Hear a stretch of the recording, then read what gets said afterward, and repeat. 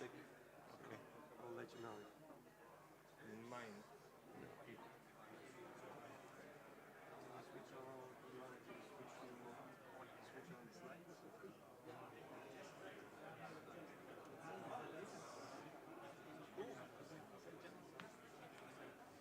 Put some clap or something. Okay. It works. I can hear it. Oh, cool. Great.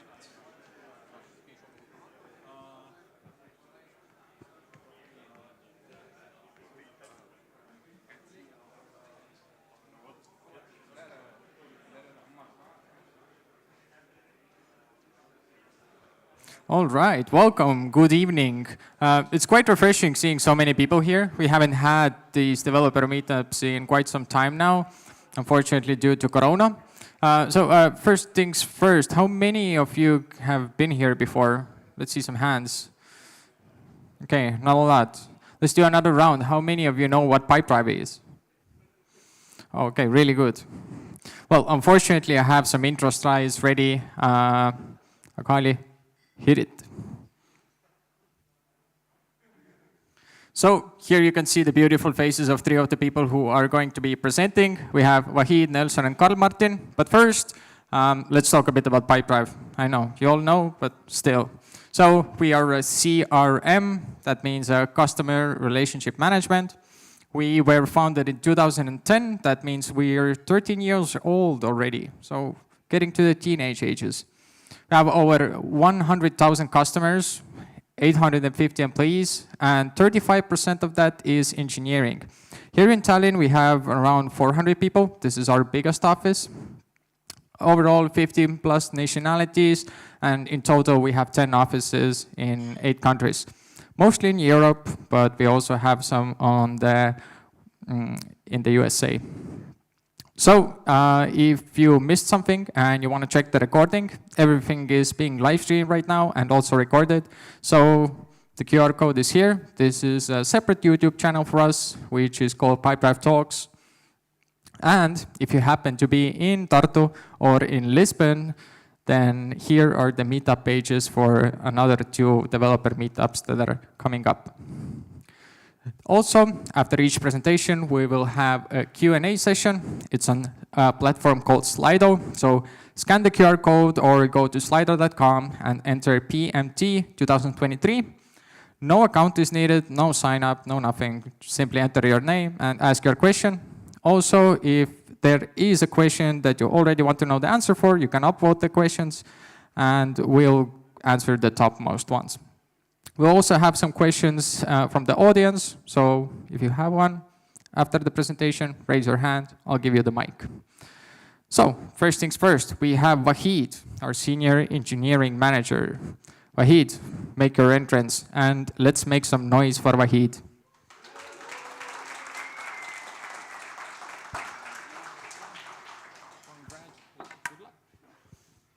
Hello, everybody. I'm Vahid, as you know. Right off the bat, I'm going to take a slight deviation from the original topic. It's going to still be about reliability or engineering for that matter, but it's more like an experiment we are doing with this thing called RAG, and we will see what it is and what we can do with it. And the idea is to make our life easier. Before I head into the presentation, let's get a sense of who do we have here in the audience. Well, I assume everybody has some engineering background, but I'm interested in knowing a bit more. So, well, first of all, who is engineer by title? Not bad. Who is SRE, maybe in some other company? Only one, only 2. Ah. Okay, not bad, not bad. And do we have any engineering managers here? Or, okay, any directors? Okay, I guess that's the extent of it. Okay, fair enough. Let's get going. So what we are going to talk about is that I'm gonna bore you to death for a few minutes talking about decisions and how organizations basically revolve around making decisions. And then we are going to talk about decision support systems. I'm sure you know this is nothing new. I'm just using it just to organize the topic. And we are going to touch on service reliability at a very high level and talk a bit about cost of change. And then we will head into, well, Gen AI, RAG Fusion, and see if we can build a decision support system using those technologies. So this is the gist of it. I think we can achieve higher engineering excellence, whatever that means for your organization, by making better decisions at any level, be it design, operational, whatever. And we usually do that by making data more accessible and at the same time lower the burden of analytics, process communication, and, well, whenever we need to translate something for somebody, even between ourselves and the systems that we take care of. And, well, one way to do that would be to put a Gen AI front end on top of stuff. I assume everybody has used ChatGPT, so Gen AI is Gen AI. A bit about me. I'm an engineer at heart. I've been around in the IT and ICT for, I guess, 18 years or something. And I'm a survivalist at cooking. It means I don't die. I just can cook something that I can live for the next day. And I want to try stuff. I get bored when, well, things are the same for a long period of time. I've had the chance of playing different roles, be it in my own failed startup or some telecom company, and, well, for the past 4 years in Pipedrive in different roles. So let's jump in. Decisions. This is it. I mean, I would say this is how we make decisions in any engineering organization. We have different levels. You can add your own if you like, but this is the gist of it. There are some operational level decisions. This is day-to-day stuff. What do I need to do right now? What is expected to happen in the next week and at most next month? This is basically your, I don't know, Jira ticket or something. And this is mostly where engineers kind of spend their time. A bit higher, you get to tactical level. This is where some kind of a translation is supposed to happen between a strategy and operational, as in what we want to be in a long run and what is happening on a daily basis. This is where you get your roadmaps. This is where your product managers more or less live, or I don't know, maybe some directors, depending on their role. The outlook here is for the next quarter, 6 months, something like that. And then at the higher level, you have the executives and, I don't know, multi-year outlook, what we want to be as a company in the next 3 years. The issue usually is that when you want to move between these layers, there is just too much hassle. Making any argument that some roadmap has to change because of this reason and that reason usually has a lot of overhead to it. You need to make, I don't know, a lot of effort to go through these layers, and it's the same from top to bottom. If the higher level decision makers want to get some high level information about, so how are we performing as a company and at the operational level, they need to go through a lot of, I don't know, reporting layers and ask data analysts to do something. The end result is that we are in this cycle of, okay, we want to make a decision, but we are not sure about it, so let's look at it, and, well, maybe we can do it. And the whole process takes 6 months. These can be better, I think. One of the issues, I would use this kind of a meme to point it out. In the middle, you can see an English guy and a German guy trying to figure out what they are talking about. One of them is talking about helicopter. The other one says, well, it's lifting a screwdriver. And both of them are right. And if you think about it, it's not far-fetched that this happens in engineering organizations also. As in, go and talk to your, I don't know, director using all the different terminologies that you know from your engineering work, and well, they will lose interest in the matter of few minutes. So, look at any kind of technical debt, whatever is the meaning of technical debt in your organization, but it's usually this. There is some kind of a multi-years-old design that you have to deal with it, and there are some commitments publicly communicated to the customers, so you cannot change it that easily. And well, the APIs around it are costlier, so you are feeling some pain when it comes to change it. In the end, good luck making any meaningful change in a reasonable time. And what you get is this constant kind of battle between different roles that, hey, I see it this way, I see it that way, and you need to give me this data and that data. Well, what if we could make it a bit more tolerable? The issue, or at least one fundamental issue, comes down to the cost of change. Whenever you are in the earliest stage of doing something, be it a small feature or some big capability you want to add, in the beginning, there are just a lot of unknowns. Of course, you have to make a lot of kind of assumptions, but every time you go through these excuses, you are not making some decisions because you are not spending maybe enough time digging into, well, how your users are using your service. And this, for me, as a SRE, is a risk. If you remember that 3 layers of decision making, I mean, as SREs or any other engineer, we live at that operational layer most of our time. It means we are constantly dealing with the side effects of the bad decisions or the decisions that are just not made for whatever reason, because there was not enough time, or we have made some assumptions just because we couldn't dig deeper, and maybe we just didn't know stuff about our own system. Moving on, let's talk about decision support systems. This is it in its all glory. There are different types of it. And again, decision support systems are pretty old. I think they are even older than my whole career history. There are different types of it.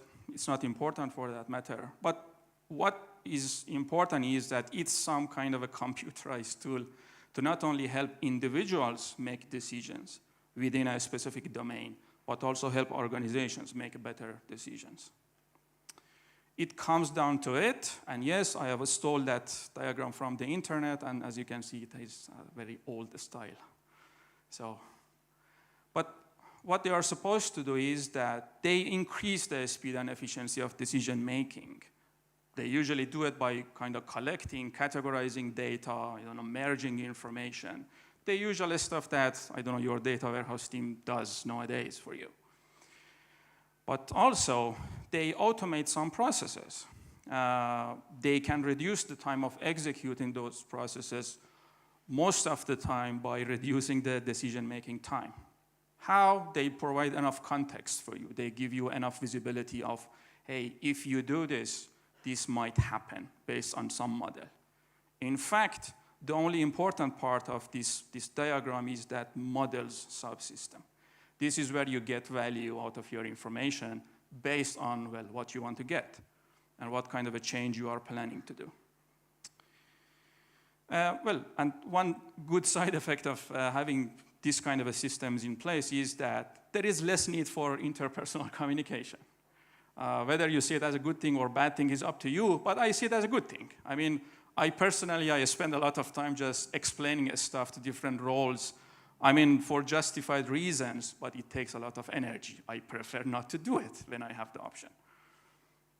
Can they look it up on their own? Maybe. So let's talk about reliability and what is the general concern. Without going into details, this is it. We have some actual state of our services measured in some ways. I'm sure you are familiar with all the keywords here. And some expected state. This is where you get all the service levels, agreements, service level objectives, whatever. It means you have made a promise or somebody thinks we should kind of provide this level of service, and well, what's the actual state of it? And you get the whole range of stuff. I mean, in the next two presentations, well, you will see more of tools around it. The bigger the gap between actual state and the expected state is the lack of reliability, generally speaking. But what is important when it comes to reliability, I would say, is change. A system that doesn't get changed that much or gets changed properly tends to stay reliable. I mean, it can provide the same level of performance or whatever is important for you. And it doesn't matter if your customers are happy or not happy, well, you can keep the same level. And that by itself is actually not a bad thing. When it comes to change, there are some stuff we can control. There are some stuff that is out of our control. Let's leave those aside. Talking about the stuff that we can control, well, pull or merge requests, depending on what tool you are using. Planned maintenances, some manual configuration changes, anything that affects your running environment, your live environment falls into this category. We did a research a few months ago, and we identified more than 10 different ways that we can make these change in Pipedrive. There are more than 10 different ways in Pipedrive somebody can affect the live environment because of justified reasons or whatever. So another complication is that we have this ownership model in our engineering that you own it or you build it and you maintain it. You are supposed to deal with everything around your service.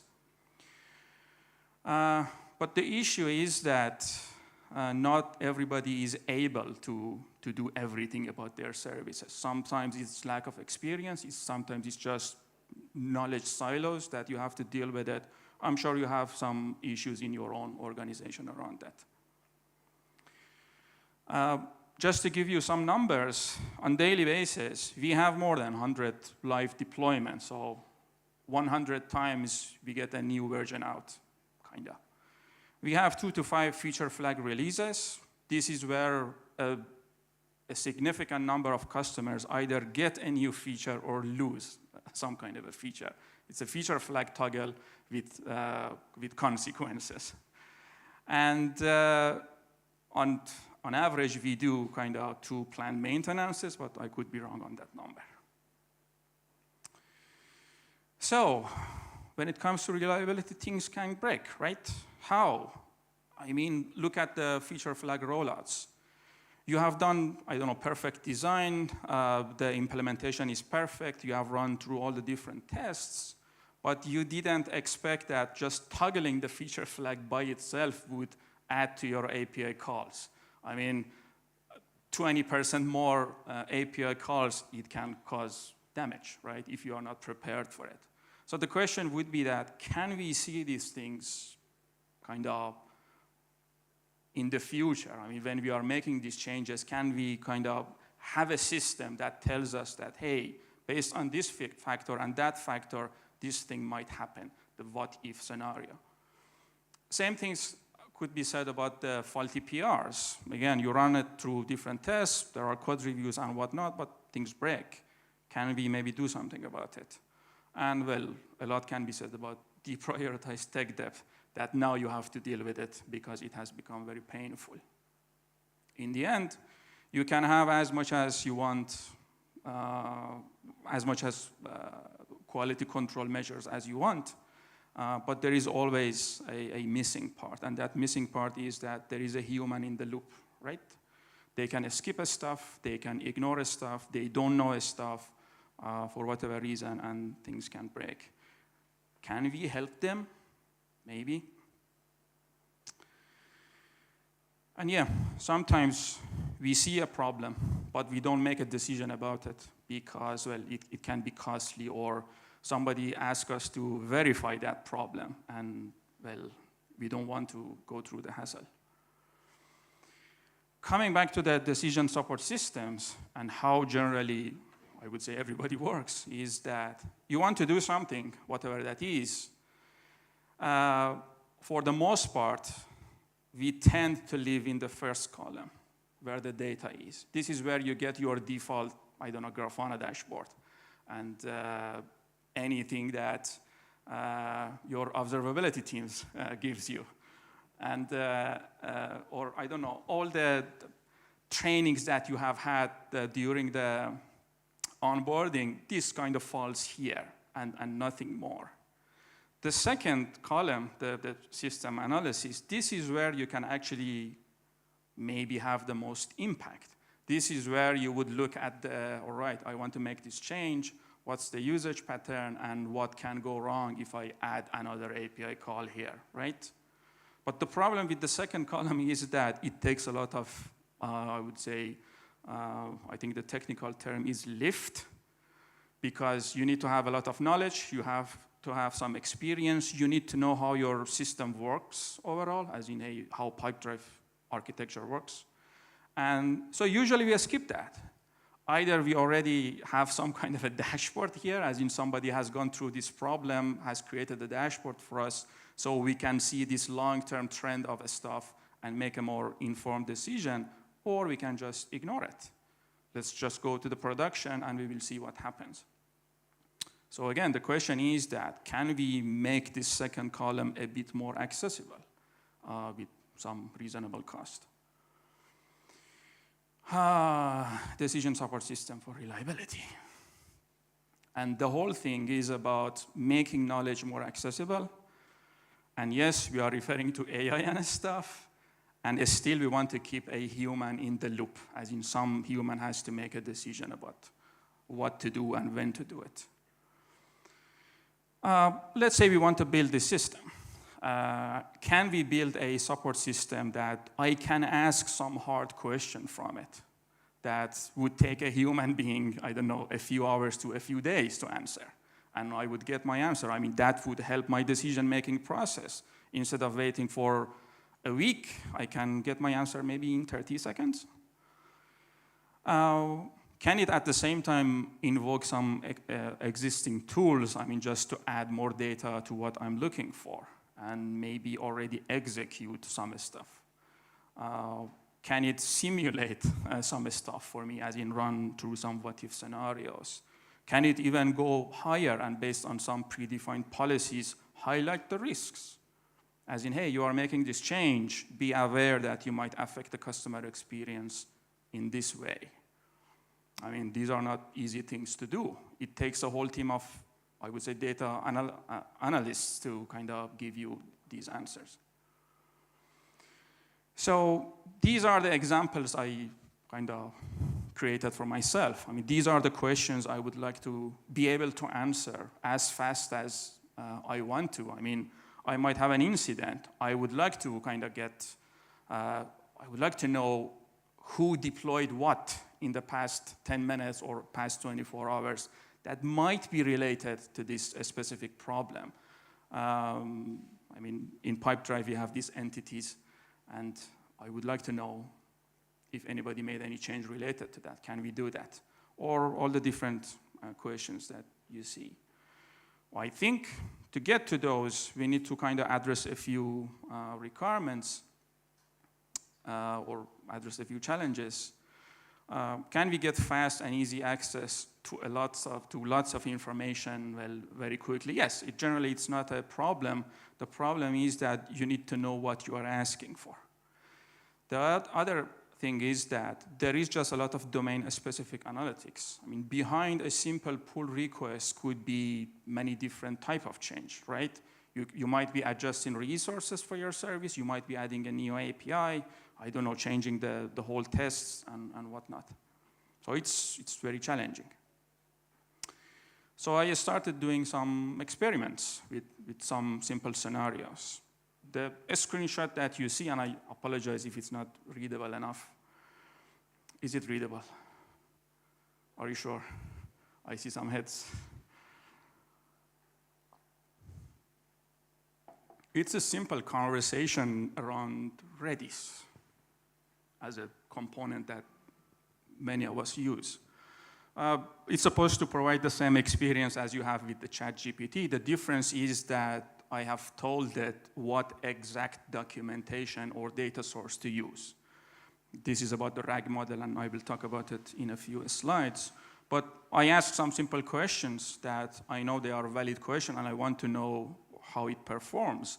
And it's not bad. I mean, I can ask relatively high-level questions. I mean, act as a junior developer and get pretty specific answers. I mean, if you think about it, how much time does it take a junior developer to perform some task, and how much it would take a senior or principal engineer to do it, then I think it's not a bad trade-off, right? If we could have enabled the junior developer to move as fast as a principal developer. But this is not enough. Can we make it a bit more complicated and more useful? Probably. So this is RAG. This is retrieval augmented generation, fancy keywords. What it does, I mean, the magic of it is mostly, well, in the first layer that you see, the indexing part. You all have used ChatGPT, and I'm sure the ChatGPT has a lot of features and whatnot. But the base of it is that there is a trained LLM, right? That you can ask question and it can provide something for you. The trained LLM doesn't work for us. We don't want to wait for the training. We don't want to pay for the constant training of the LLMs on Redis documents or on knowledge databases. This is where the RAG comes in. What happens is that you take some knowledge bases. I mean, it could be whatever, your own internal documentations, the README of the GitHub repos that you have. You can extend it into interesting stuff as your actual code, even with some stuff and some tricks. It indexes the whole knowledge base based on some process, and the index or the final outcome, which would be a vector, it goes into that vector database. And this is what kind of enables some interesting use cases. Now you want to ask questions. Your question goes through the same embedding machine. I will briefly talk about that. And you get a match from the vector database, and this is how you get those relatively good answers. In this picture, you can replace the embedding machine with OpenAI. And that might make more sense. So basically, that would be a call to the OpenAI. But this is still not good enough, maybe. Can we make it a bit harder? So I added a few more documents to the knowledge base and kind of went through the same questions. And as you can see, the answers changed. Whether it's better or not, well, you be the judge of that. But the fact remains that I can add as much kind of static content here and then start asking questions. So now map this use case to your daily engineering work, be it asking some question about your own source code, or how would you kind of perform some specific task against your services. This might be a good way of kind of optimizing those processes. So let's see a few more examples. I created a fake document. I called it Redis Sentinel in Pipedrive.txt. And in there, I added some kind of a bit fake references about how we actually manage our own Redises, and how, as an engineer, if you want to do something with Redis in Pipedrive, how you can do it. What happens right now is that you join Pipedrive, you go through the onboarding, and during the onboarding, you get some references about what is what, who is doing what, and what you need to do if you want to perform an action. Now, replace that process with this, that your junior developer kind of has a ready-to-use, easy-to-use system. It is hooked into your own internal knowledge bases. The definition of the knowledge base, I mean, it can be anything. And then you can just easily find what you want. I thought it's pretty cool, but then I found something else.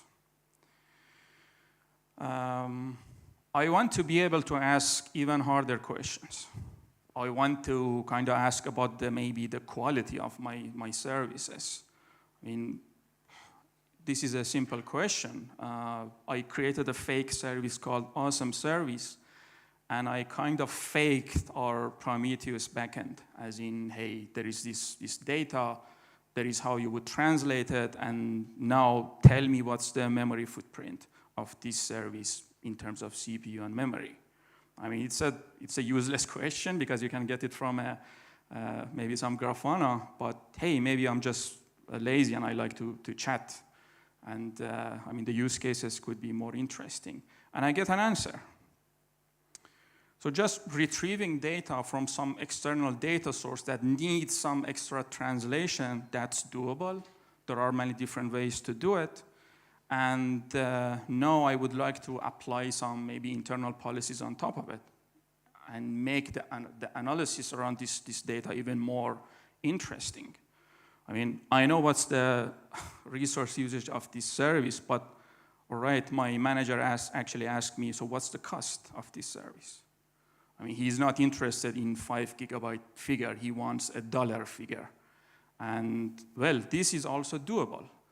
Either we could handle the calculation ourselves, or we could just provide a hint. So if you want to do it, you could do the calculation this way.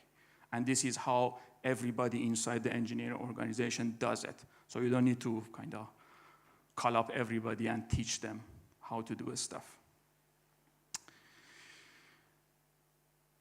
But maybe that is not good enough still. I came across Rack Fusion. I mean, it's basically the same model, but the kind of interesting part is that you could run different queries based on the user input. So I was interested in let's say, some Redis service, and I asked some question, but those questions could be answered from different perspectives, as in security, reliability, or I don't know, the cost of running services. These can be separate services. And then using this model, we can merge them and provide that final summary response that, all right, this is what's going on with this service. I think this opens up a lot of interesting stuff. We can perform a lot of kind of decision-making processes on top of this stuff. And this is where we are focusing a little bit right now for our internal cases. Yeah, this is just another schema for what is happening. Either run the query directly, don't change anything about it, or apply some economic perspective on top of it, or if you are actually concerned, I don't know, apply some public health issues and then try to answer the question. So what's possible? Coming back to the original question, I think it's generally possible.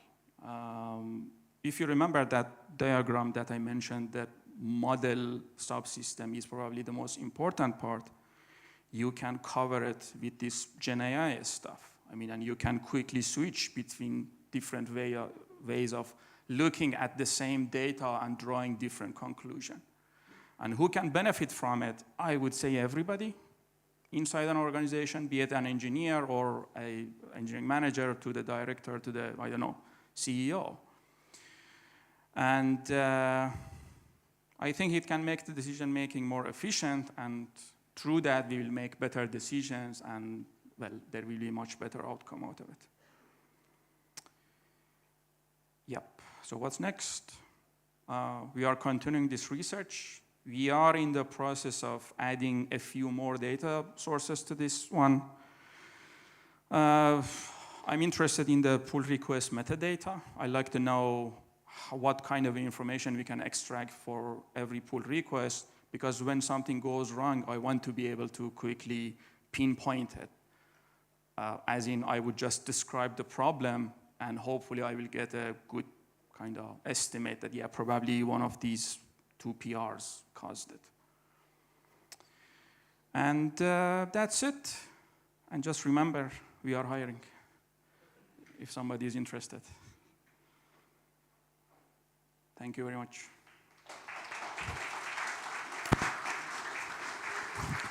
Thank you, Vahid.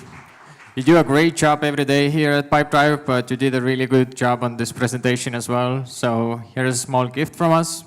So the Q&A, we have a couple of questions here, but we'll prioritize the local ones. So we have this green cube here. It's a microphone. So if you want to ask a question, do we have any questions? Yeah, all right, let's move to Slido. So first question, Vahid, do you want to answer that? Will there be Sachs giveaway for questions? I guess so. I'm not the one giving them away, so. No, unfortunately not. Right, let's move to the next one. What if this AS will suggest something and then someone will do it and break things, like from my experience with ChatGPT? Okay, that's a very good thing. I mean, I'm sure you have heard about the hallucination problem with the LLMs. As in, when you allow them to generate stuff for you, there is always a good chance that something would go wrong. I mean, they can be absolutely off topic. The difference between what you saw as a RAG and just relying on a service as a ChatGPT is that we are using LLM capabilities to encode and decode data. There is not much kind of text generation going on based on the LLM. We are just using the capabilities of the LLMs to process natural language to and from some raw data. That's the difference. Plus, you can always add extra layer of kind of detection and protection on top of this stuff and prevent bias or whatever you are concerned about. So in the end, there is always a chance, but with what you saw around the RAG and RAG fusion, it's very, very, very low, usually. Artem, active as always. How do you do feature flag rollouts if it needs API calls or they can affect each other? It gets rather hard to predict the future. Okay, but how about this? The relationship between, I mean, one part of kind of organizing this information is that, I mean, how would you do it? Create a GitHub repo and force everybody to declare their feature flags there and the relationship between them. I mean, that's one way, as in give a structure to that information so then you can query it. Another way is that, well, let's rely on the LLM. I mean, you could just describe that I have a feature flag 1, and this is roughly about enabling people entity to be linked to, I don't know, organization. And you can have feature flag 2, which incidentally enables the organizations to be linked to the people. I mean, just as a bad example. But then using the same process, you can ask some specific questions, as in, give me the list of feature flags that are working on the same, I don't know, entity or same, I don't know, however you are segmenting your feature flags. And I think you can get pretty good answers. I mean, again, with this stuff, there is always some amount of error, I would say. But I think they are still pretty effective. Next one.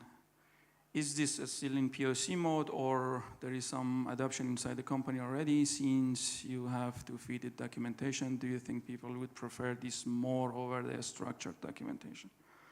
Starting with the last part, I think people would like it.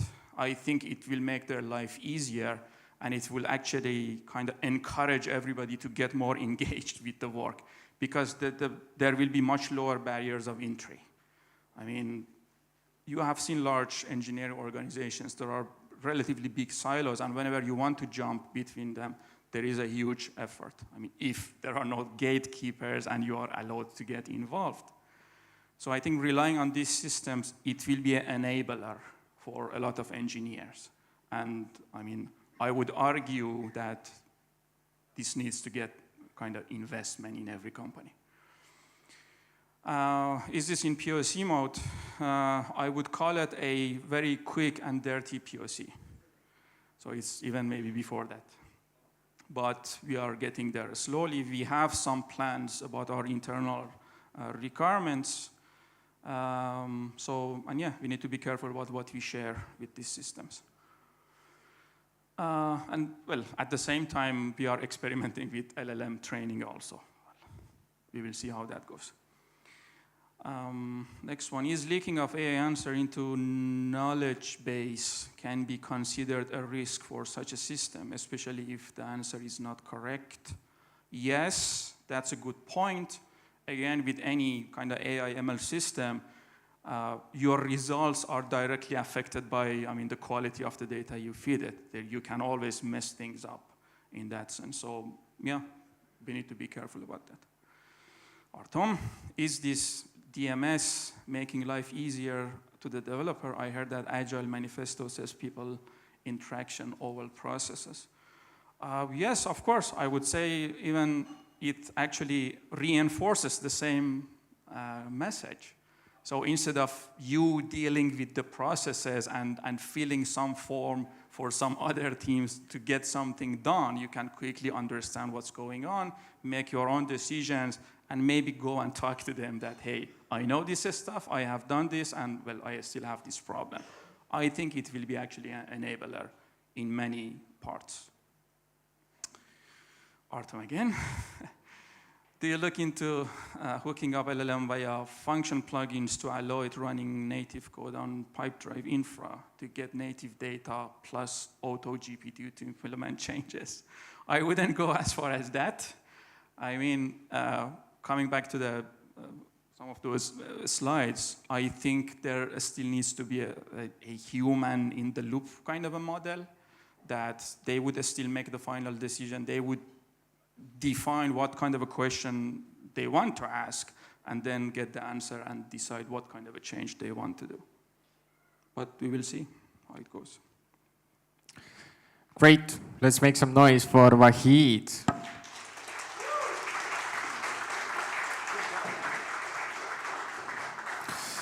All right, how many of you are going to be in London in 2 weeks? Yeah, I figured, not a lot. So we have next up Karl Martin, who will be presenting in London for Observability Con in 2 weeks. Fortunately, we can have a sneak peek of his presentation here today. But before that, let's do a short 4-minute break and let's be here back at 7:15. Then Karl Martin will start. Thank you.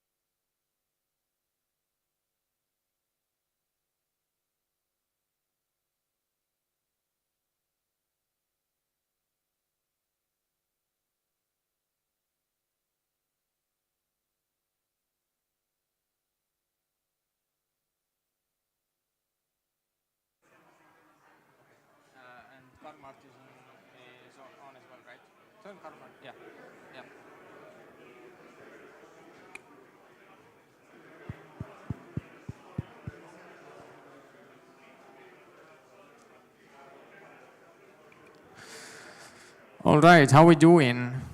Are we ready to continue? I know Karl Martin is ready. Do we have some observability people in here?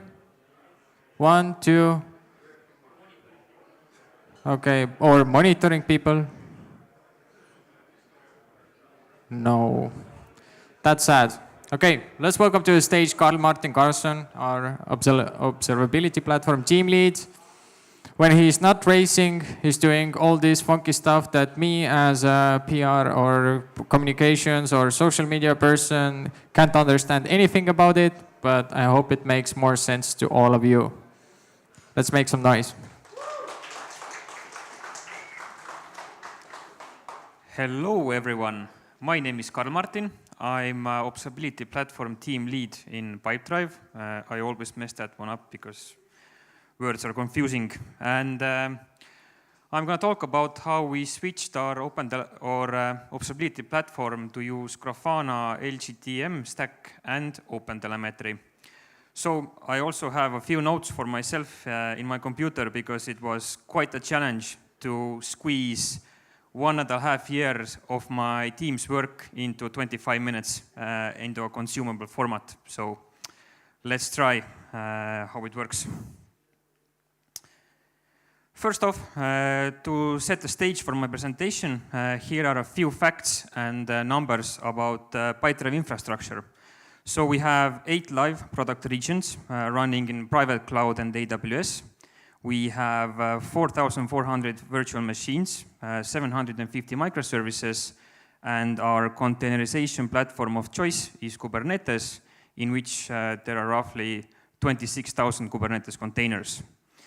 About technologies, we utilize MySQL, Kafka, CouchDB, Elasticsearch, and many others, but these are the, let's say, bigger ones.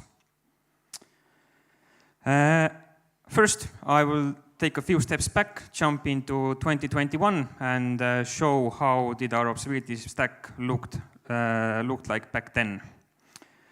So Grafana has been in Pipedrive for 6+ years. Combined with Prometheus, it has become the standard for visualizing metrics exported by our services. Then we have Zabbix for hardware and operating level system monitoring. And fun fact, back in the day, we also did microservice monitoring with it. So we did some web level health checks with them, but this is long history already. Then we had Graylog for all of our logging needs. And we had a software as a service APM provider, which we switched back and forth between different ones. How it looks like all on a diagram. So in the top, we have a management region where we ran aggregation Prometheus and Grafana. Then moving down, we have a product region, let's say it's US East 1, where we have a full Graylog stack, Prometheus Federator, and of course, Pipedrive app running in different VMs and databases. So 5 years ago, Pipedrive had only a single product region. So if you can imagine, it was only this one box, and it has grown over the years quite a lot. And with Pipedrive growing, this approach that I'm showing about observability here didn't really scale. So we reached aggregation Prometheus limits as it was running on a single VM, and building separate Graylog stacks in every region really wasn't optimal way to do logging. And also some of the challenges, logs, metrics, and APM data was spread out between different platforms. There was no single UI. All of the platforms had different query languages and visualization capabilities, so it was quite difficult for an engineer to do any kinds of investigations based on the observability data. They needed to know where and what to look for, and in some cases also in which product region this data they are looking for resides in. We were dependent on third parties making pricing policy changes, so this made observability teams' budget planning quite difficult. There was no connection to internal platforms, so like our CI/CD pipeline and back office. And as I mentioned before, the entire stack was falling behind on scaling compared to how Pipedrive app was growing. So there really was a need of better scaling and better performing observability platforms. So now we can jump into on-site LGTM stack. So who actually knows what LGTM means? Nice. So who doesn't know, then this is acronym of all the bigger products or platforms that Grafana provides. So it's Loki, Grafana, Tempo, and Mimir.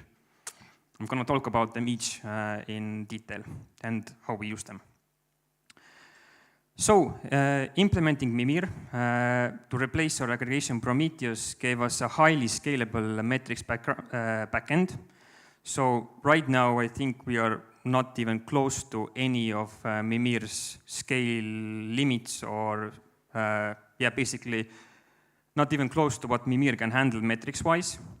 By deploying Loki, we managed to aggregate all of our logs from different Pipedrive regions, and with the implementing of Loki, then our developers don't need to log in to those different UIs or different Graylog UIs in different regions, which with two-factor authentication took like, I think, 30 to 45 seconds each, or each login. So time not well spent.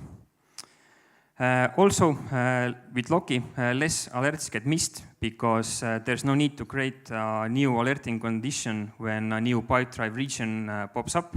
So you don't have to go into your Grafana dashboards and start adding new queries for new regions. For APM, our goal from the beginning was to provide a similar or better functionality what we had with third parties. So we used Grafana to build the UI for APM and distributed tracing, Loki for searching and advanced querying of spans, Tempo for storing final traces, and we needed to develop wrappers for upstream OTel libraries, which provided the necessary configuration and initialization steps for automatic instrumentation, similarly how it was done with the third-party vendors for our APM. Why do we actually need distributed tracing and APM? So they're not just some industry buzzwords. We actually do need it to make Pipedrive better for our customers. So to understand where, why, and to who Pipedrive is not performing as expected, to solve product incidents, of course, to compare different microservices performance, and also to lay the groundwork for SRE team for standardized metrics from all of the services. Yeah. And why did we choose OpenTelemetry? So OpenTelemetry is widely supported and invested into CNCF, and as the name states, it's open, which means we can keep the instrumentations in place while changing UIs and backend tools. And it has become the industry standard for service telemetry. Using Grafana, we could build our own UI and really tell our own story. We didn't want to be locked into some third-party uncustomizable UI.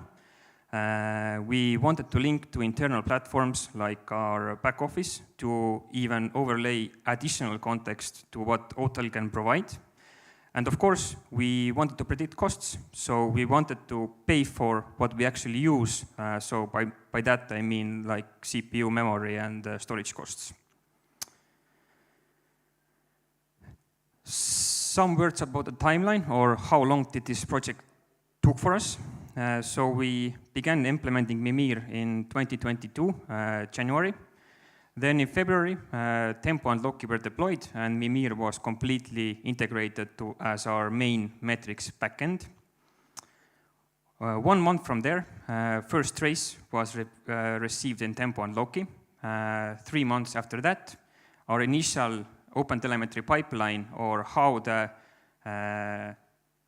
spans from services actually should reach all of our platforms. In October, we had 10 live services using OTel, so 4 months from there. And during that time, we could say it was looking quite good. We were optimistic, but a lot of work was actually ahead of us. Because in October, well, yes, we had those metrics, but we had no idea what to actually do with them and how to make them useful. 5 months later, we had 125 live services using Hotel. By then, we were already like, okay, we had some dashboards ready, but still there wasn't much structure there. And by May, already 200 live services, we can say that we had quite a cool structure of different Hotel dashboards ready for developers to use. And we were quite happy with it. How to enable Hotel for Pipedrive services. So all of the previous platforms that we use had libraries that were quite easy to implement. So we wanted to keep the same simplicity by creating Hotel wrappers for Pipedrive services. These are the 3 steps you need to take to get your service instrumented.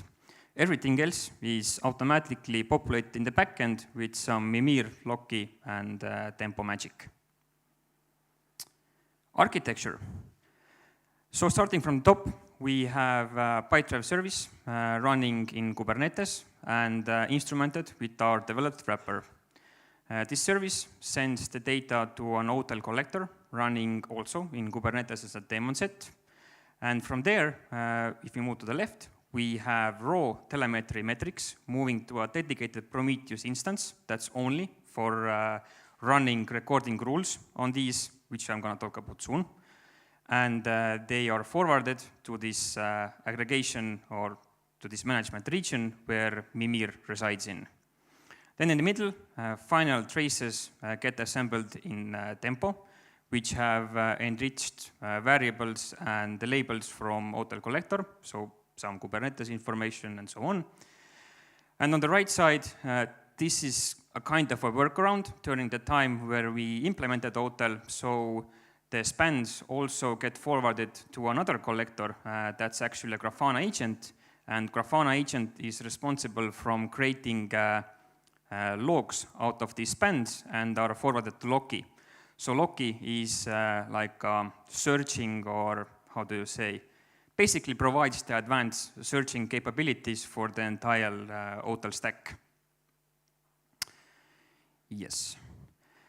Some of the challenges during the implementation or what we faced. Labeled cardinality and understanding the meaning of if the Hotel collector exposes some metrics and adds some labels, then what do they actually mean and how can they be useful for us and actually generating some value out of them. Then optimizing query performance for end users. So visualizing 7 days of data should not take 1 minute, or it shouldn't take up to 1 minute to load this Grafana dashboard where I want to get really quick information from. Then applying our knowledge to real use cases where, for example, a service is slow, then where and how and what metrics should I use to start my investigation. Then for users, of course, learning another query language that no one likes. And for observability team, understanding those developer use cases and making the changes to our stack, adding or removing labels, metrics, optimizing the queries, improving dashboards, and so on. So some of the major challenges and where we spent most of our time on. Recorded versus raw metrics, so this is an interesting one. So jumping into this project, I would have never thought that metrics will be the most difficult part. So it was the most complicated problem for us to solve, so having too much and having not enough of them. So we decided to spend the computation resources during metrics ingestion on running Prometheus recording rules and cherry picking the metrics and labels we know that we actually need. Running histogram quantile functions against Prometheus is a painfully resource-heavy process. So we decided to do it only once and not during every querying event. This was a super critical step in making those Hotel dashboards that I'm going to talk about soon useful and to make them snappy and to load the data on these dashboards really fast, so user experience. Probably Mimir and Loki can handle the load of querying those histogram quantiles functions if we will, just throw more money at it. But and by money I mean resources, so CPU and memory. But it didn't seem like optimal way to have all these resources idling and waiting for the users to open up these dashboards and start querying and changing time intervals. So using recorded metrics, we could reduce our initial metrics dataset by about 97%. So if we had, let's say, 1 million active time series sent from one product region, we could narrow it down to only 30,000 consumable metrics that we knew that we actually needed.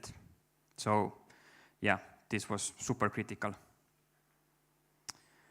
And how did we decide on where to use metrics and where to use logs for querying? So it all came down to balancing resources, observing query times, and of course, user feedback.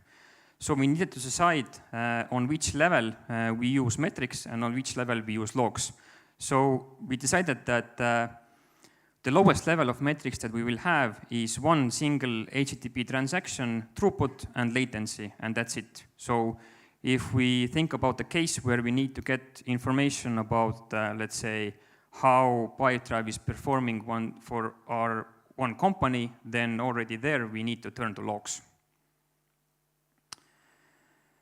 And now we have all this data. How do we make it useful and presentable? So probably if a support engineer or a developer wants to get feedback how their service is performing on hotel data, they don't want to start running some queries from a Confluence page where you have to replace your service name variables and replace the region where you want to get this performance. So how did we actually make this data useful for developers?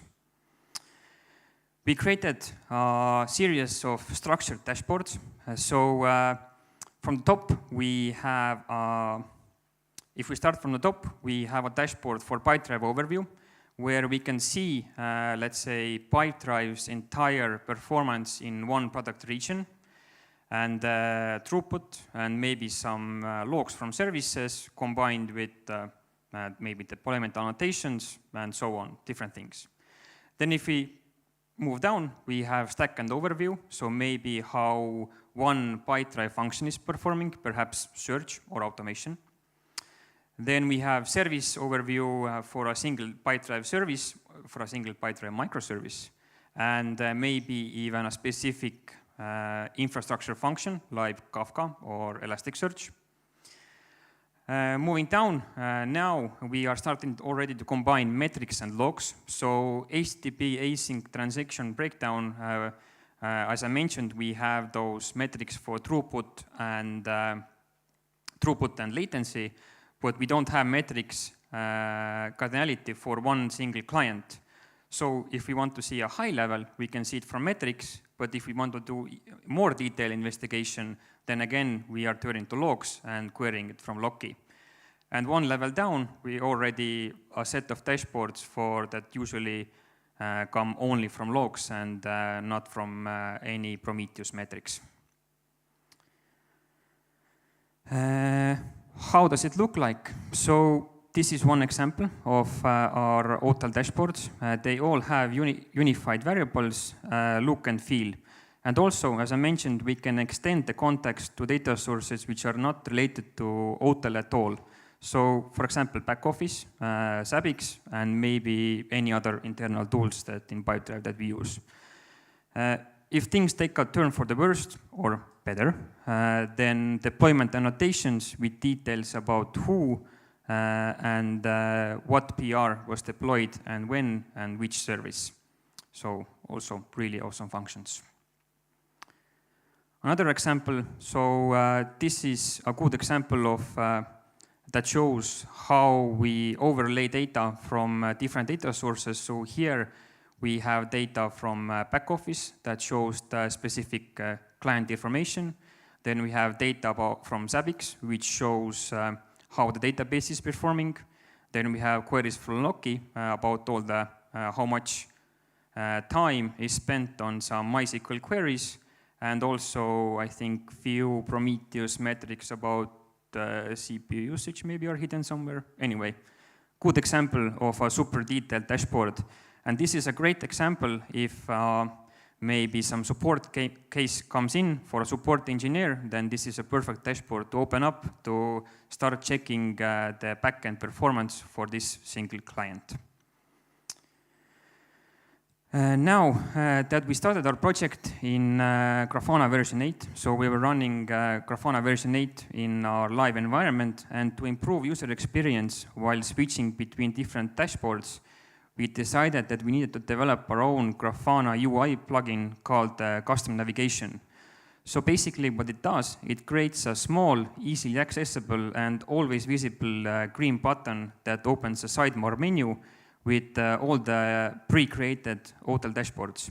So if a user wants to switch to a more detailed or maybe a less detailed view, the navigation will keep all the labels that the user has chosen, so maybe one specific region, maybe one specific service, or a HTTP transaction, and when they navigate to the next dashboard, all of the same labels will be kept. Turning right now that I'm presenting it, we have upgraded to Grafana 9, which has an awesome function called Grafana Scenes, and we are right now looking into replacing the custom navigation with Grafana Scenes. Some numbers about the throughput. So the entire stack is running on about 1,000 Kubernetes containers, consuming roughly 360 CPU cores and 1.3 terabytes of memory. Daily throughputs, we have about 2.2 billion spans, 260,000 active time series, and it's stored in 310 terabytes of S3 bucket storage. And the metric number is only for OpenTelemetry stack. And if we gather all of the metrics that Pipedrive services expose, then we are talking about roughly 30 million active time series that right now we have in Mimir backend.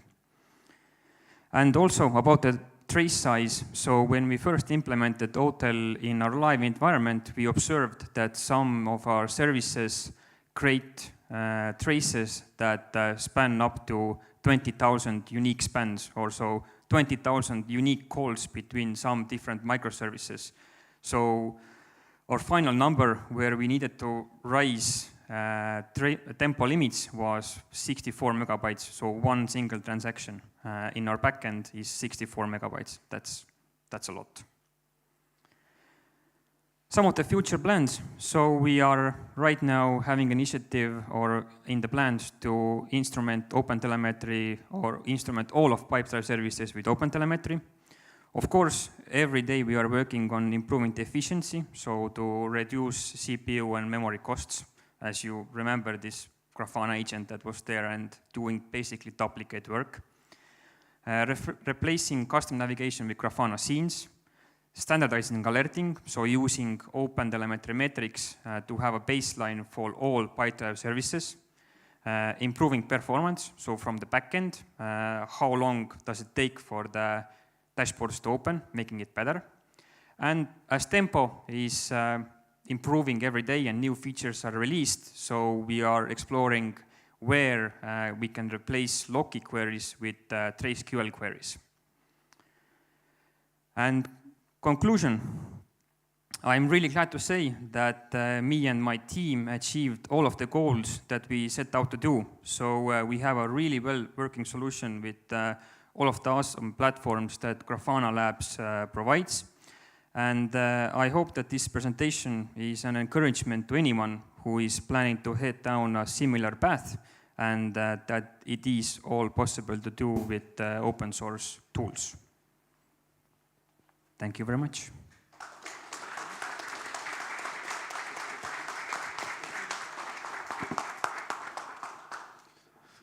All right, Karl-Martin, this is well London worthy. We have another gift for you. But also, do you want to give a quick shout out to the members of your team for doing this work? Yes, of course. I completely forgot to mention. I had notes and I forgot to mention that in my team right now we have 4 engineers and 2 developers. So with that team we made this all happen. Great. Now to the Q&A. Do we have any questions from the public? We have one. I'll come to you.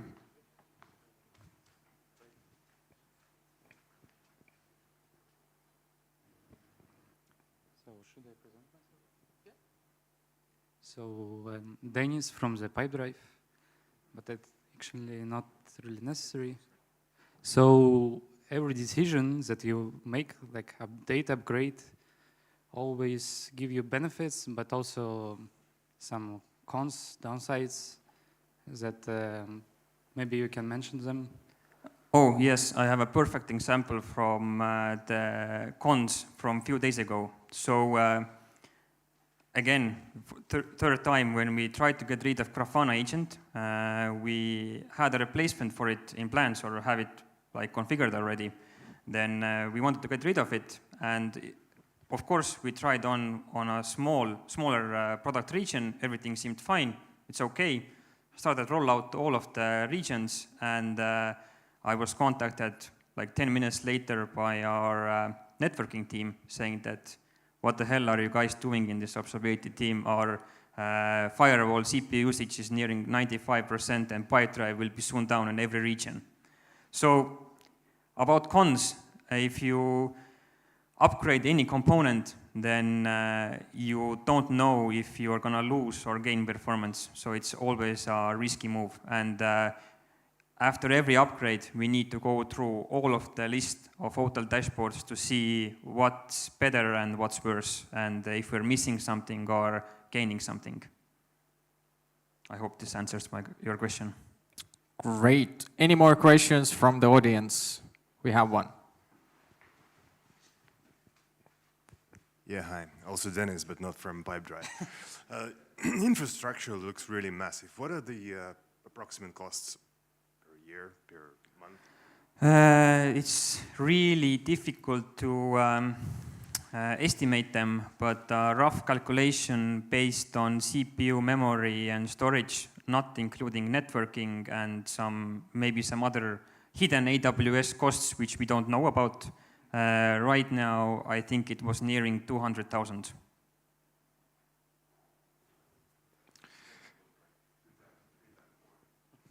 Karl Martin is doing great with questions because we have a lot of them on Slido. So let's switch to Slido. We have some upvoted questions, and yeah, let's pick first 5. Do you store logs per region or transfer them to a single place? How are you handling payable cross-region traffic? Good question. So with the implementation of Loki, Loki is now running side by side with Mimir and Tempo in this management region. So we send all the logs from product regions to this management region to a single place. How we handle the cross-region traffic, to be honest, it gets hidden away in regular Pipedrive traffic. So right now we don't have a clear overview how much it costs, but we are working on it. And if next year I will do the same presentation, then I will know the number. Hotel collector Prometheus, something, okay. What's happening? Okay.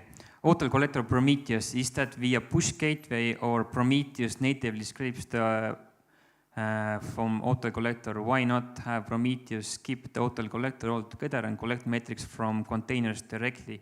Is there some benefit in having these metrics in hotel collector first? So hotel collector, what it does, it receives the spans, all telemetry data from services, and generates those what was the fancy word, red metrics out of them. And this is the metrics that I'm talking about here. And hotel collector has a Prometheus remote write capability, and it pushes the metrics to this dedicated instance that we have in each region. And in there, we run those recording rules. Yes. I think it answers the question. Next one. Does it mean that you are not using any APM service like Dynatrace or New Relic? Yes and no. So we still have New Relic for Mobile Tribe because we haven't find a better solution for mobile platform APM than New Relic is. So only for mobile. In which level you generate the parent trace CD ID, the first middleware or Nginx or where? Good question. This is more to our to my team, but I will say that we are generating the trace ID in OTel collector, and as we have these OTel collectors running as a daemon set, so each Kubernetes worker has their own OTel collector, which means that let's say the spans that are sent to these OTel collectors cannot get messed up.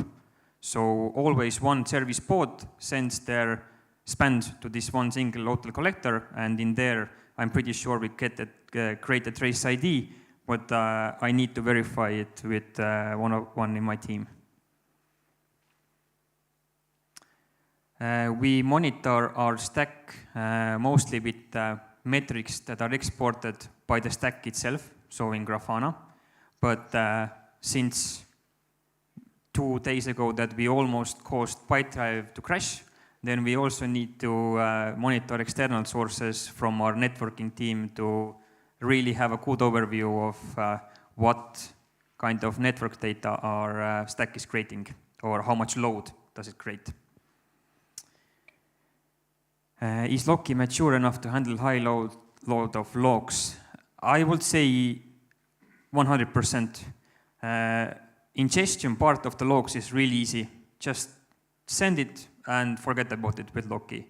But the difficult part comes in when you want to query those logs. So in Loki, the query structure is quite important, and it's also important in which labels you index.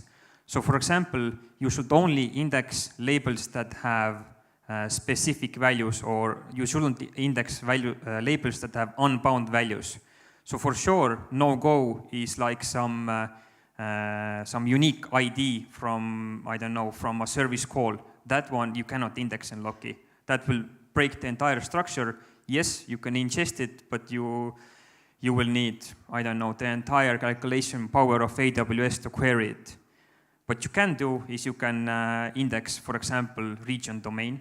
You can index maybe your service name and some of the labels which have a predefined value set and which aren't changing that often. So to your question, yes, it is mature enough. All right, Karl Martin, we have 24 questions lined up for you. So maybe we can switch back to slide. Did you have like a contact form or something on your last slide? Yes, I did. Yeah. So we have 24 questions. Karl Martin can't answer all of these here on stage. So if you want your question answered, please write to Karl Martin. Anyhow, let's do another quick 5-minute break. We'll be right back here for our last presenter, Nelson, and right after that, we will have food. Thank you.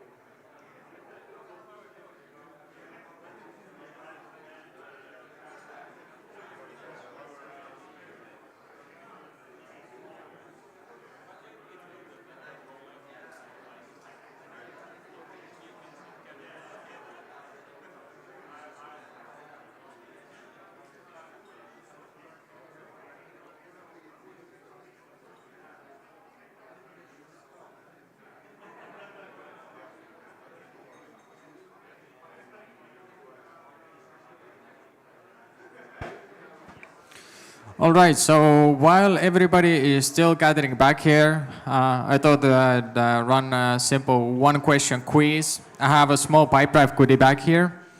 And the question is that not a single room except the toilets in this building is square-shaped. Why is that?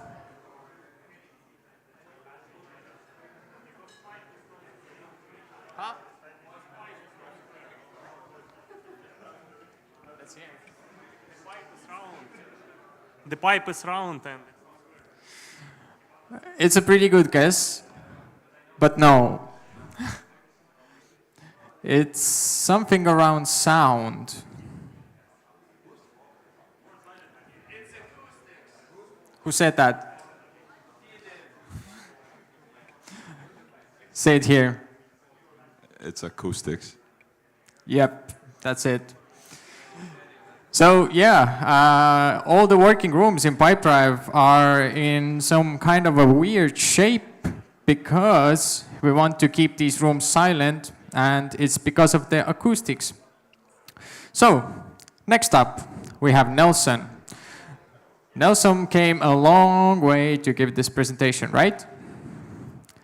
Right. He's our senior site reliability engineer, and let's welcome him on the stage.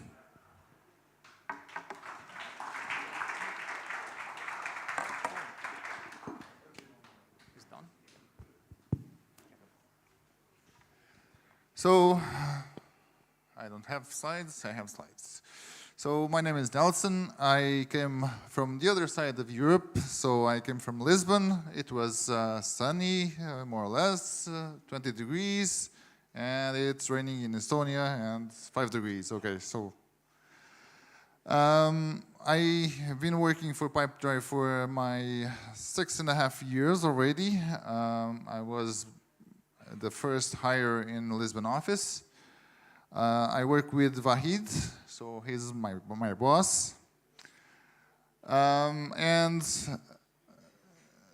since I entered the SRE team, one of the things I did was talk with Vahid, and we talked about resources, and I went to him and proposed an idea. So we have many data centers, as you have the opportunity to witness, and we have a lot of services. So we have a big issue. How do we manage resources across all services, across all data centers?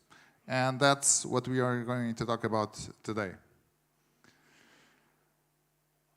So, I think we can skip some of these numbers. So we have a lot of data centers, a lot of services. We do a lot of deployments per day, a lot of deployments per month. We have a large number of VMs and a lot of number of CPUs. Roughly, every CPU costs around $35 from what I was told. We have a lot of storage, and let's look at our problem. So we deploy services. We have our CI/CD stack based on Jenkins, and we are now moving to Argo CD. We use Elm to store the configurations for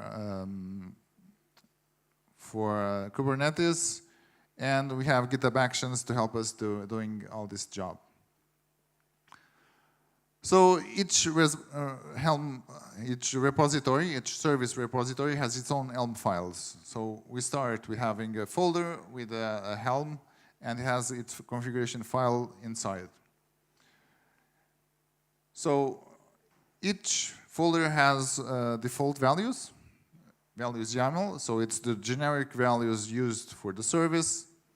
And then optionally, we have values for the environment. So we can have values live YAML, we can have values test YAML, and eventually we even have specific region values. And to basically determine the values that are applicable to every region, we need basically to merge all these different files together to get the final configuration for the specific region.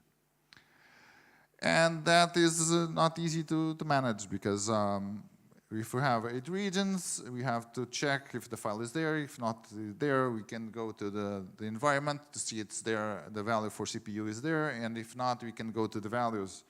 And it's a pain to manage this and basically have each region configuration. So it's not easy. We have different types of resources, CPU, memory, ephemeral storage, all of those cost money. So if we think about the money, given that we have 29,000 CPUs, even if we save 5 milli CPUs per CPU times $35, it's already $50,000 per month we save at this scale. So we have, Pipedrive has a large scale, a large infrastructure, so even small savings save a lot of money. But we don't have only one. We have, each service has its own configuration, so if we save 5 milli CPUs per instance, we save that value times n instances of that service.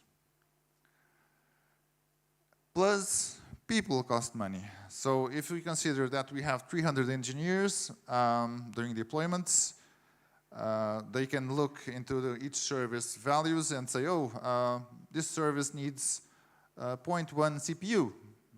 Nice. So we can change it, and we commit it, and we deploy it. All good, right? But in 1-2 weeks, eventually that value is outdated. And of course, the regions are not static. So having 0.1 CPU for a region does not mean that other region needs the same amount. Eventually, different regions have different needs. And doing all of this by hand, it's not easy, basically. It's basically a big burden to put on top of developers to keep this up to date basically every day. And if you think about CPU, memory, and ephemeral storage, it's thousands and thousands of variables that change eventually almost every day. So I went to Vahid, had an idea, had more or less a sketch of what I wanted to do, and basically I proposed him that we made a service that automated this resource management for us. So having hosts overloaded, meaning if we ask for resources and the service is using more than we asked for, we might end having the hosts overloaded, and we don't want that, because if the host is overloaded, eventually it will hit the physical limits of the hosts and services get throttled. We don't want that. We want the services to run as fast as possible. On the other side, we can have the opposite. So we ask for 0.5 CPUs, and in reality the service is using 0.1. So we are having the host underloaded, and we are losing money, and we don't want that. So basically, how do we manage to allocate resources in all the hosts in a way that CPU, memory, and ephemeral storage are optimal, meaning optimizing the resources in the flow? So we have the data, thanks to our observability team, and we started to collect that data. And from the chart, we could see that eventually a service was using all of this data. This is the chart of a CPU of a service. And as you can see from the chart, usually it uses around 2 CPUs. And eventually has some spikes in between that it can go up to 3 or 3.5 CPUs. So the resource usage is not constant. So with that data, we started to build a service that we called it auto-tuner. So it tunes resources for other services. So from that data, we decided to clean the data. So usually on a normal day by day, we use a little less CPU than it's there. So we passed the data through an outlier trimming algorithm. So we basically go there and cut the spikes out of the chart, and we can say from the same chart beneath that usually the service uses around 1.5 CPUs normally. And that is the request value we use for the service. So every time we do a deploy and an adjustment to this service, we do this filtering. We get the regular usage pattern for the resource, either CPU, memory, or ephemeral storage. And we generate pull requests to update the values.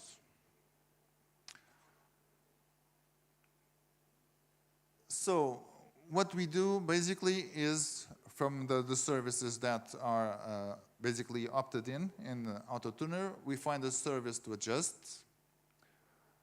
We download the repository of that service that includes the Helm files and all the configurations that currently are live.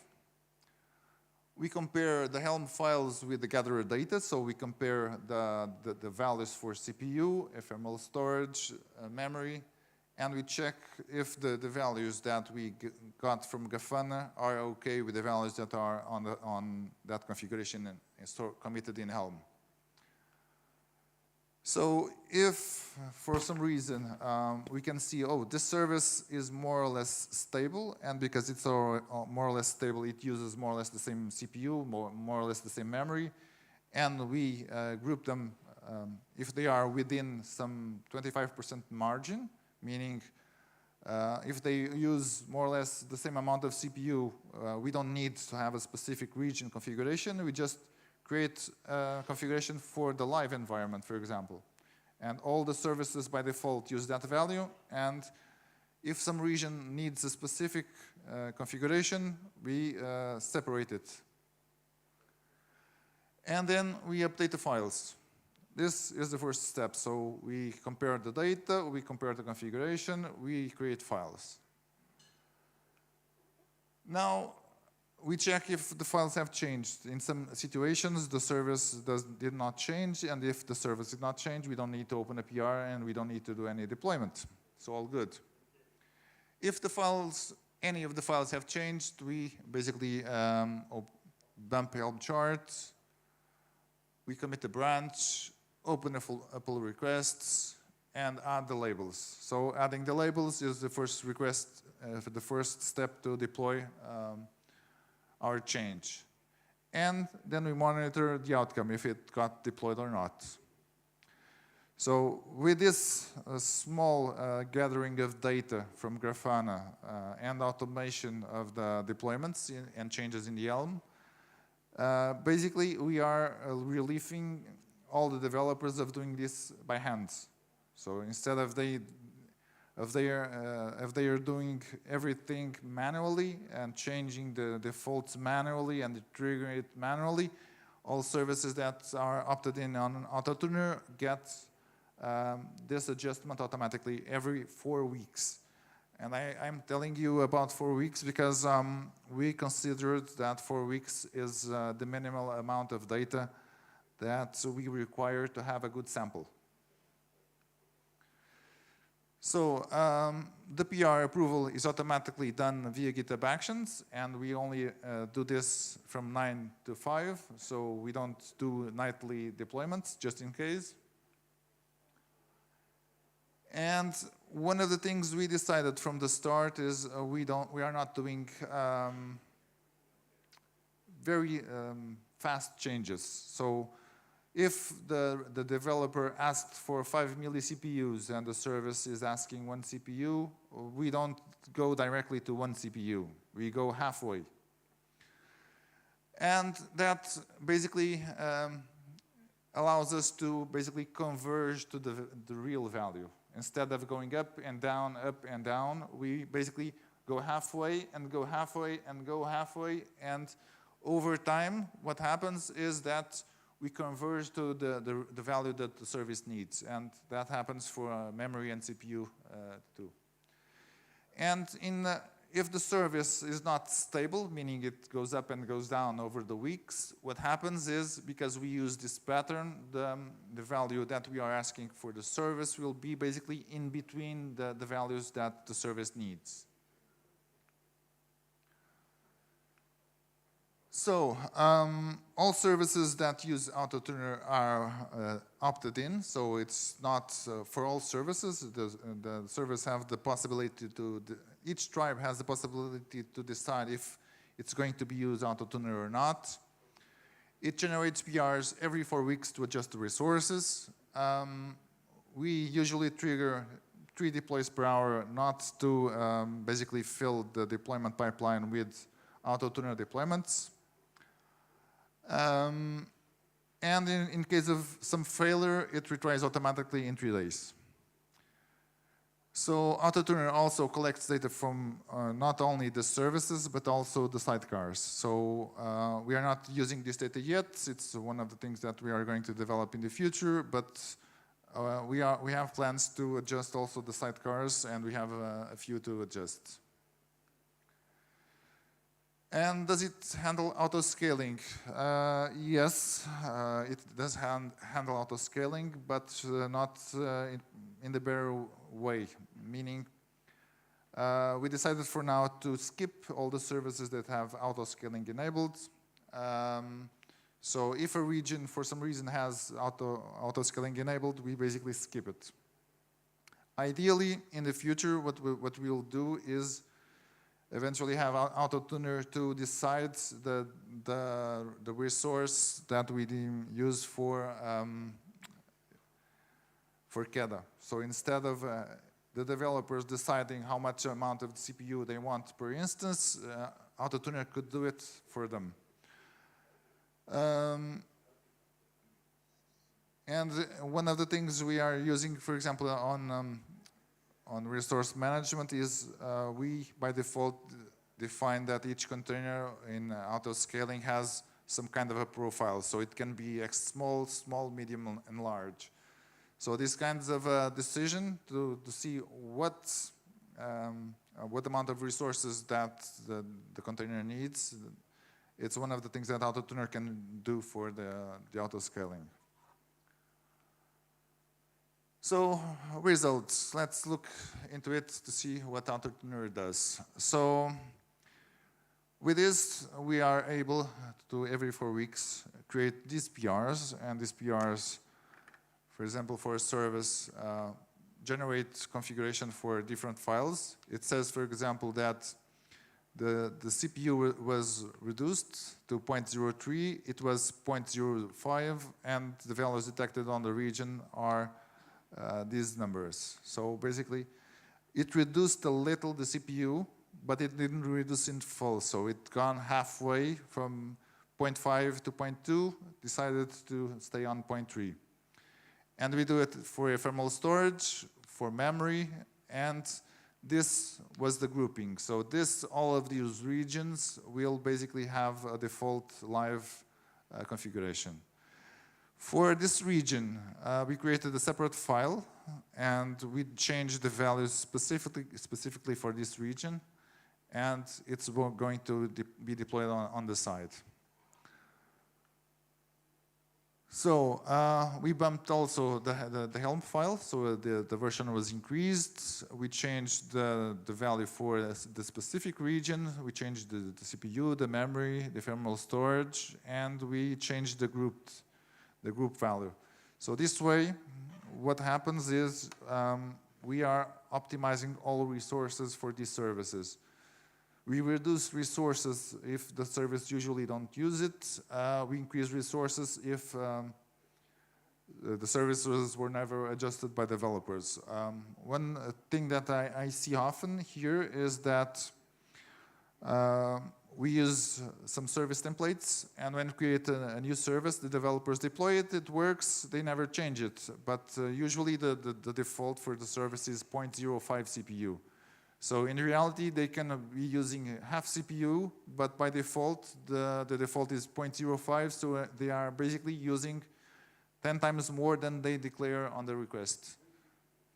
So this helps to basically alleviate the difference in resource management. These basically are Grafana charts, so we are saving some money on different regions. You can see the values, the total saved and the value saved per region. The same for under provisioning, so services that were never adjusted. And basically this puts the hosts into a position that the value on the host is more closely to the service needs. And that avoids service throttling too.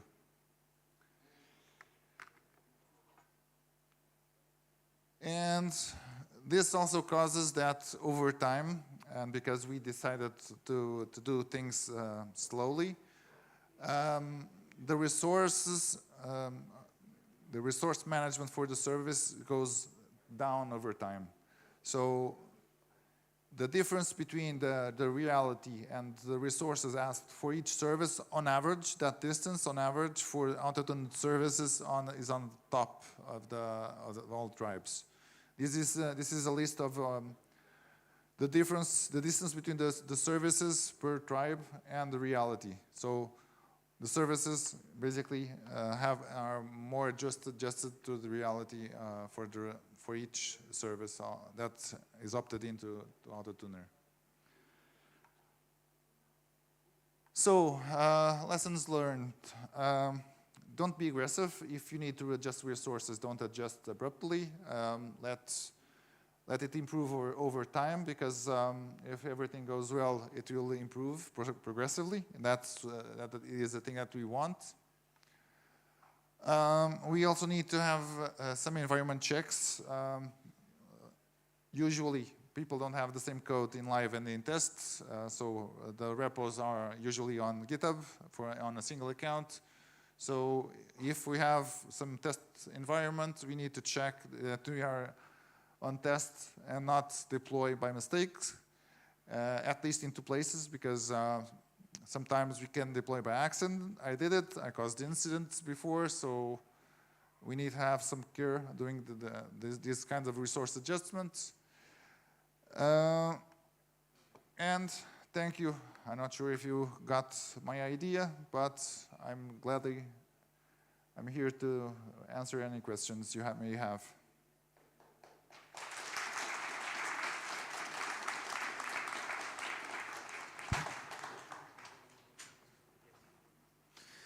Thank you, Nelson, coming all the way from Lisbon.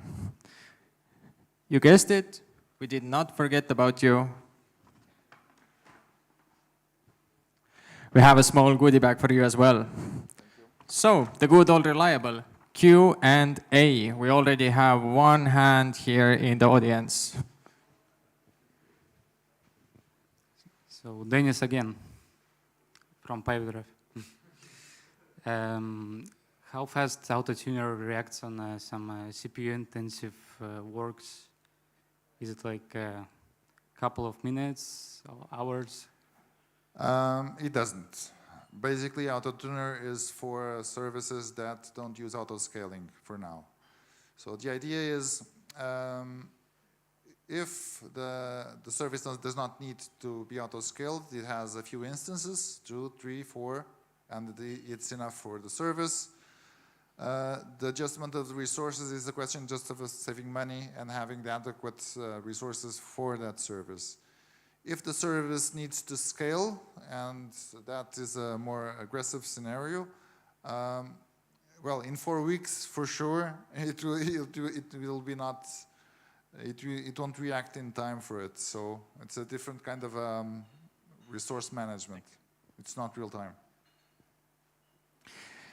Any other questions from the audience? Let's switch to Slido. I already know you have a lot of questions there. Some of them were upvoted.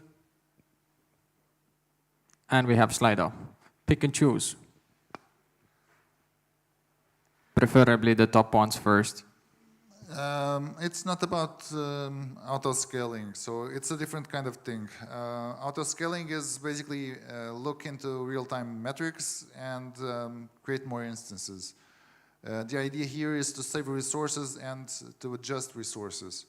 Even with auto-scaling, you can say my service needs 1 CPU, and in reality it can use 0.5 CPU. You are losing money. Of course, you won't increase the pod number, but you are already losing money either way. But it's about vertical pod autoscaling, not horizontal. Vertical pod autoscaling does exactly the same thing. You have fixed number of pods, and then you adjust requested resources in real time based on actual usage. Well, probably we needed to look into it, but the idea made sense, so we did it.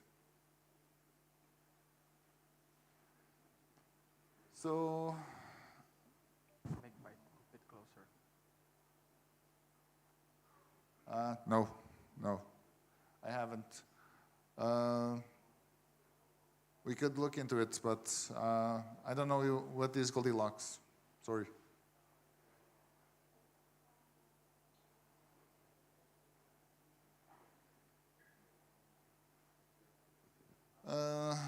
Does it then potentially mask problems? Engineers deploy the suboptimal code, it causes CPU memory.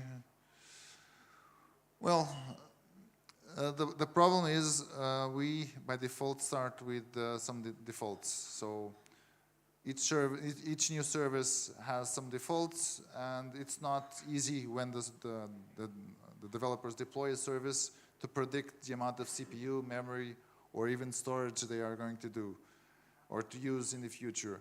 Eventually, when they go live, they have to increase it, but usually no one looks into it over time. So even though today the values are good, in weeks they can be different.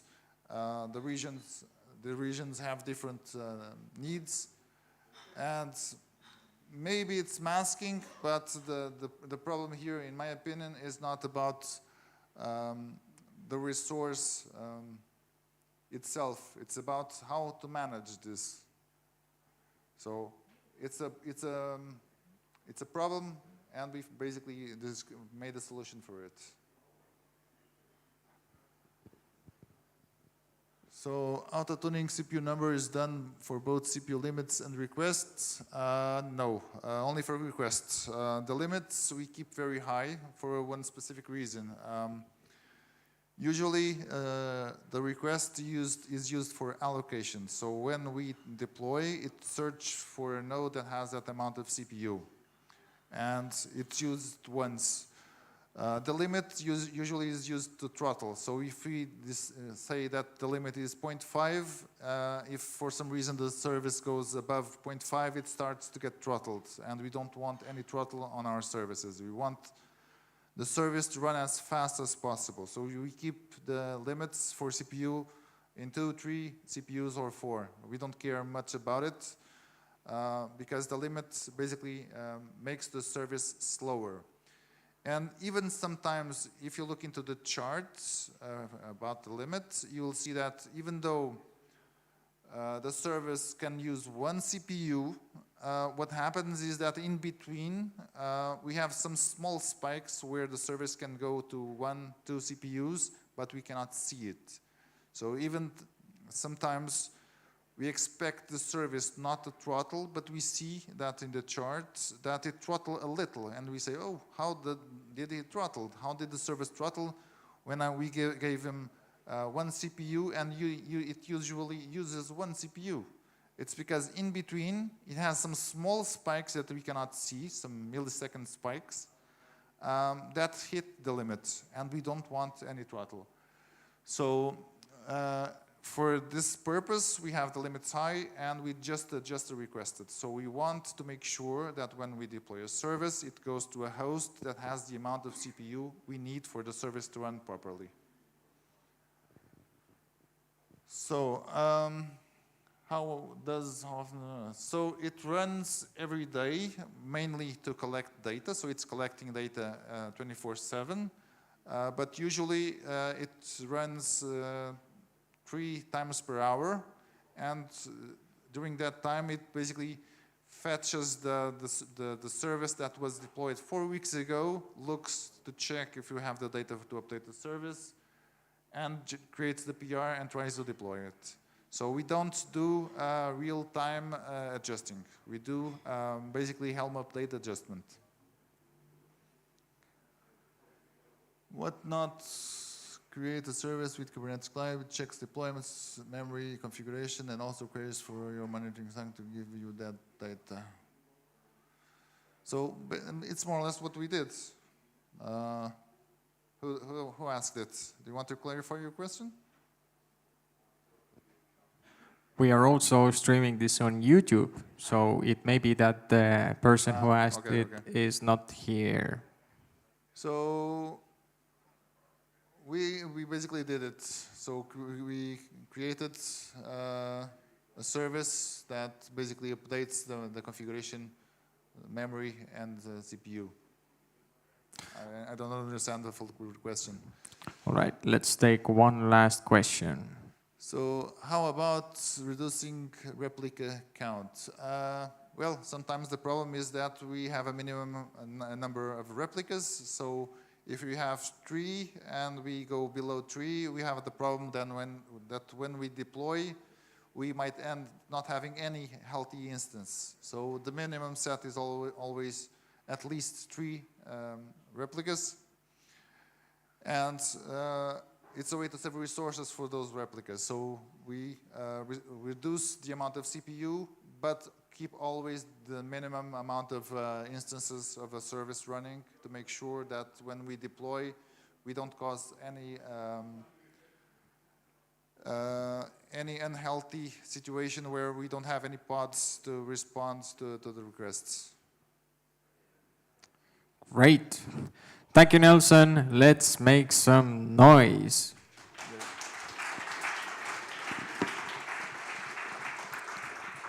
So, thank you for coming. It has been great. But before you leave, check us out on socials if you like what we do. It's Pipedrive everywhere. And if you're trying to post something on Instagram of today's event, tag life at Pipedrive. We have pizza now here, so feel free to connect with like-minded people, have some food, have some drinks, and thank you for coming.